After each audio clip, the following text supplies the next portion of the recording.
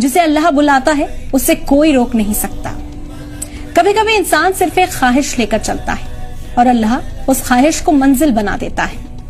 کہتے ہیں نا کہ جو ہمارے نصیب میں ہوتا ہے وہ ہزاروں رکاوٹوں سے کچھ دیر کے لیے ٹل تو سکتا ہے، لیکن آخر میں وہ ہمیں مل ہی جاتا ہے۔ اسی کی ایک جیتی جاگتی مثال سامنے آئی لیبیا سے۔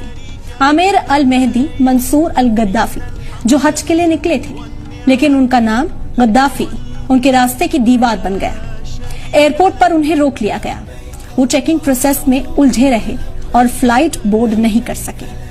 وہ سیکیورٹی سے گہار لگاتے رہے کہ انہیں جانے دیا جائے، لیکن ان کی کسی نے نہ سنی اور پلین ان کے بغیر ہی چلا گیا۔ ان کا دل ٹوٹا، آنکھیں بھیگ گئی، لیکن یقین باقی تھا۔ پھر اللہ نے وہ کر دکھایا جسے لوگ کرشمہ کہہ رہے ہیں۔ وہی پلین تکنیکی خرابی کے چلتے واپس لوٹ آیا، لیکن اس بار بھی بہت گزارش کرنے کے بعد بھی پائلٹ نے انہیں پلین میں چڑھنے کی اجازت نہیں دی۔ پلین پھر ان کے بغیر اڑا اور دوسری بار بھی اسی تکنیکی خرابی کے چلتے پھر اس پلین کو لوٹنا پڑا۔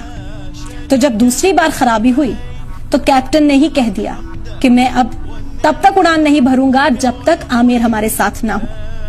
یہی ہوتا ہے نصیب، جب اللہ کچھ لکھ دیتا ہے تو پوری کائنات اسے پورا کرنے میں لگ جاتی ہے۔ تیسری بار وہی فلائٹ اسی عامر کے ساتھ مکہ روانہ ہوئی، کیونکہ اب وہ صرف ایک مسافر نہیں تھے، وہ اللہ کے مہمان بن چکے تھے۔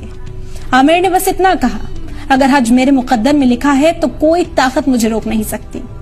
ان کی کہانی آج ہر اس دل کو ہمت دیتی ہے جو مشکلوں سے ہار رہا ہے، کیونکہ جو ہمارے نصیب میں ہوتا ہے وہ مل کر ہی رہتا ہے، چاہے زمانہ کچھ بھی کر لے۔